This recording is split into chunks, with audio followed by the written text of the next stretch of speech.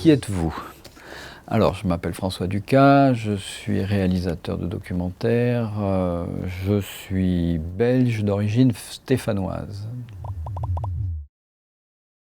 Comment êtes-vous devenu réalisateur? Eh bien justement, à l'école des Beaux-Arts de Saint-Étienne, en 83 je pense, l'école a invité à l'occasion des rencontres cinématographiques de Saint-Étienne François Truffaut à l'école des Beaux-Arts. Et il est venu présenter La Nuit américaine. Et ça a été une sacrée baffe. Ce type était hyper simple, alors c'était déjà un monument. Et voilà, il a parlé du cinéma de façon tellement géniale que ça m'a vraiment donné envie de m'orienter plus vers le cinéma. Du coup, j'ai candidaté pour l'INSAS, l'école belge de cinéma à Bruxelles, que j'ai réussi, donc c'était en 84, et là j'ai eu la grande chance d'avoir comme prof André Delvaux, Jaco van Dormael, Michel Cléfy, qui d'ailleurs est au générique de mon dernier film, parce qu'on est resté en contact. Pourquoi le doc? Ça c'est une question complexe. Moi ce qui m'intéressait au départ dans le documentaire, c'était sa légèreté et les équipes légères. Moi j'aime pas, à l'école j'ai eu l'occasion de tourner avec des équipes de fiction, j'aimais pas ça. J'avais du mal avec les acteurs, j'avais du mal avec le relationnel de toute une équipe. Par contre en documentaire je me sentais comme un poisson dans l'eau. Et en plus je me suis rendu compte que la caméra me permettait de rencontrer plein de gens que j'aurais jamais rencontrés sans cet outil-là, sans ce média-là. Et ça a fait son chemin, donc du coup je me suis vraiment complètement concentré sur le documentaire. Et puis après, avec les films, je me suis rendu compte qu'il y a quelque chose auquel j'étais totalement accro, c'était les cadeaux que peuvent faire le hasard et la réalité quand on a imaginé un film et que tout d'un coup ça se met en place, et que non seulement ça se met en place, mais ça se met aussi en place un peu comme on l'avait anticipé. Et ça c'est toujours assez fascinant de voir qu'il y a un côté un peu magique, de se dire tiens, on a pu prévoir par un dispositif ce qui allait se passer, ce qui allait se dire, mais on est toujours quand même surpris.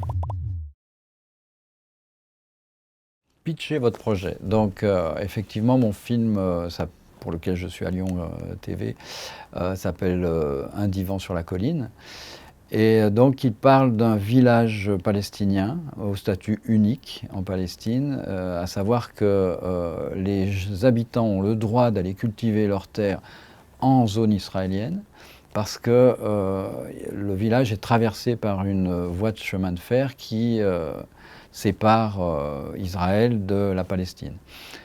Mais des accords qui datent de 1949 permettent aux agriculteurs de traverser cette voie sans checkpoint ni rien du tout. Ils font des allers-retours sans trop de problèmes.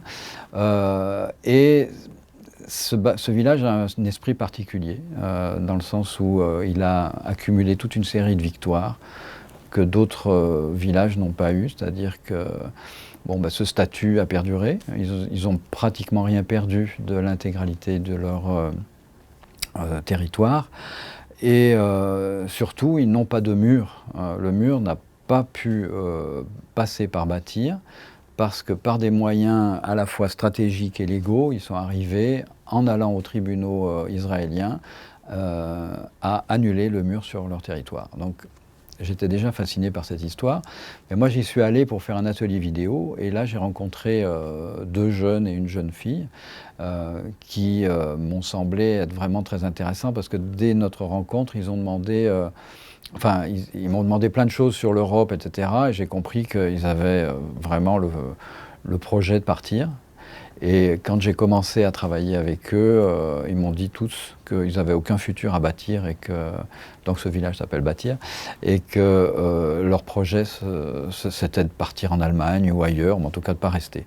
Et voilà, c'est un film qui s'est fait sur 7 ans, et qui a dû être co-réalisé, parce que c'était pas le projet de départ, parce que j'ai pas pu retourner en Palestine, comme je l'avais prévu en 2020 à cause de la pandémie. Et donc là, j'avais rencontré un réalisateur sur place, à Bâtir, avec lequel j'avais sympathisé et j'ai appris qu'il était, venu vivre à Paris, avant la pandémie. Et je lui ai demandé de faire tous les plans que je ne pouvais pas faire et il a fait ça, je crois, pas mal du tout. Un coup de gueule et un coup de cœur, bah, ce sera plutôt un coup de gueule. Parce qu'il y a un truc moi que j'ai trouvé assez inquiétant cette année et ça s'est particulièrement accéléré avec la guerre en Ukraine, c'est à quel point la liberté d'expression est maintenant devenue malmenée et voire méprisée par les pouvoirs en place. Le dernier exemple en date étant l'assassinat, on peut appeler ça comme ça, de la journaliste d'Al Jazeera, qui s'appelle Shireen Al-Akleh.